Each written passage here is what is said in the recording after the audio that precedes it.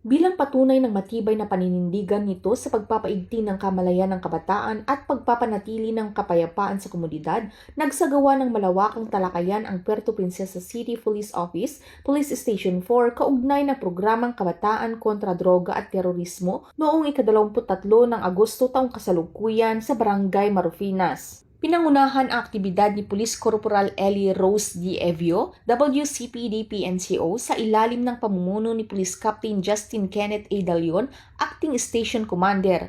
Layunin ng nasabing pagtitipon na bigyan ng sapat na kaalaman ang mga kabataan at mamamayan hinggil sa mahalagang batas at hakbangin para sa kaligtasan ng buong pamayanan. Ilan sa mga tinalakay ay ang Comprehensive Dangerous Drugs Act of 2002 o Republic Act 9165, Anti-Violence Against Women and Their Children Act of 2004 o Republic Act 9262, Anti-Terrorism Awareness Tips at Crime Prevention Strategies. Ang mga paksa ay nagbibigay diin sa kahalagahan ng pagiging mapagmatsyag, disiplinado at sama-samang pagkilos upang mapanatili ang kapayapaan at kaayusan. Mariinding hinikayat ng mga tauhan ng pulisya ang mga kabataan na maging aktibo katuwang ang Philippine National Police sa laban kontra kriminalidad at terorismo.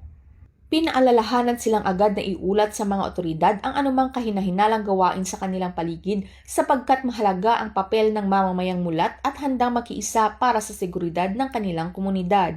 Ang inisyatibong ito ay sumasailalim sa patuloy na advokasya ng Philippine National Police na gawing katuwang ang kabataan sa nasyonal na pagpapaunlad sa pamamagitan ng pagtatanim ng kamalayan, pakikilahok at pagbabantay tungo sa isang mas ligtas at mas matatag na bagong Pilipinas. Mula dito sa Calapan City, Oriental Mindoro, ako ang inyong PNN correspondent, Patrolwoman Christine Lorenzo, alagad ng batas, tagataguyod ng Balitang Pulis.